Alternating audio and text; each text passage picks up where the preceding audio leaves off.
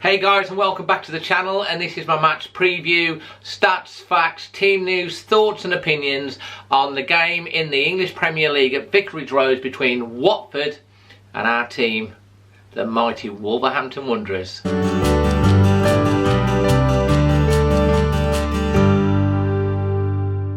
So first off, in team news, the legend that is Troy Deeney for Watford, he's suspended for this game. He's obviously got sent off.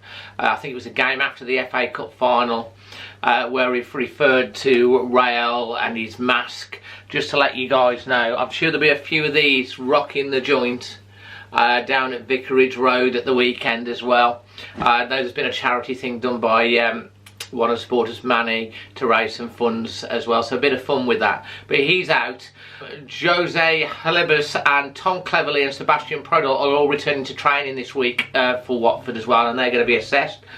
Nuno, as happens a lot, they must do something right with the training, because Wolves again have a fully fit squad to pick from, and that's been a trend this season, and especially with a tight small squad, keeping the players fit is really important. Morgan Gibbs-White and potentially Cavallera may be pushing for a start, we'll see. So Nuno, when asked about the is this a revenge match or not, in typical Nuno style, he basically says no, there's no payback situations, they can blind you, side you, we just take it one game at a time. But secretly, at the back of his mind, I'm sure he'll love it if we do one over them, over Watford. So head to head. So this particular fixture is actually coming 20 days after the heartbreaking defeat to Watford 3-2 in extra time in the semi-final of the FA Cup. Conor Cody's spoken this week about it, and he said it's probably something that he will never get over, and I think that goes for everyone. We're not robots. The players are not robots or androids. You know, they have feelings and emotions, and it's something, you know, I don't think we'll all get over. But what doesn't kill you, as they say, makes you stronger. So I'll say this to Conor and all the Wolves players, you know, put it down to experience and fans, and let's go for it next year and win the FA Cup next year instead, eh? Why not? We can do it. So Watford are actually looking to complete the league double over Wolves for the first time since the 2007-2008 season. And Wolves are actually yet to score in their previous 3 top flight fixtures against Watford. Obviously the 2-0 defeat at Molineux in the reverse fixture was the latest of those in the league. So looking at some Watford stats and facts, Watford only need one more win to record 100 top flight home victories. Let's hope it's not against us. They're also unbeaten in their past 14 fixtures against sides outside the top 6, winning 8 and drawing 5.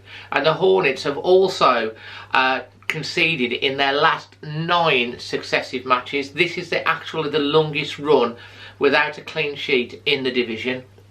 Watford have also lost just 1 of their last 11 home games against promoted sides, and they've won their most recent 3. And another interesting little stat, this is Javier Garcia's 50th Premier League fixture as Watford head coach, and in that he's got a record of 118, drawn 11, lost 20. And Gerard Deulofeu has scored 8 goals in his past 10 games, including 2 in Watford's FA Cup victory over Wolves. And I still say, if the first one hadn't gone in, I think we'd have won that game 9 times out of 10. To my mind, that goes flying over the bar, hits someone or whatever, but it was an absolute brilliant goal, fair play.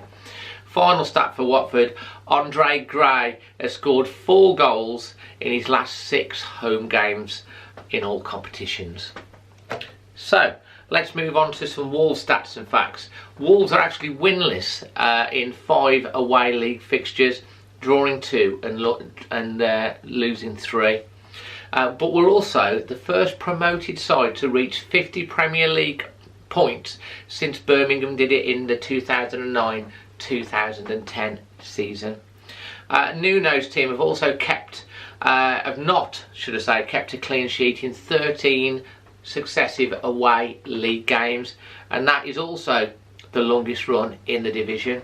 And Wolves, well, we've only lost 2 of 7 away matches against fellow current top 10 sides. We've won 2 and drawn 3, and obviously lost 2. And Wolves are also have only used 19 players in the Premier League this season. Liverpool in 1995-96 season are the only other side to have used as few in a Premier League campaign. So there you have it. Those are the stats, facts, team news, thoughts. There, let's have a look at what I think the team will be and my prediction. And don't forget, leave your thoughts on the team and who will be the first goal scorer and a score prediction for a potential shout out on the vlog if you get it right. So for me, team news: back 3, back 4, same, and wing backs, same. Central midfielders: Neves, Moutinho, Dendoncker. Up front, Jota and Jimenez. You can't really see it being changed. Johnny Otto, I thought, had a fantastic game against in midweek. He was brilliant. Dendoncker, on the other hand, in the Watford semi-final, probably his poorest game. And if there was one change, maybe it would be him. But I don't know. I just can't see it personally. I think it'll be the same. I think the subs will be pretty much the same. It just sort of picks itself at the moment. Obviously, during the summer period, Wolves are going to need to strengthen in certain areas, and I'll be interested in seeing where you think we need to strengthen. I'll possibly, if you want me to, let me know. I might do what Wolves need vlog in the summer transfer period, if that's of interest to you as well.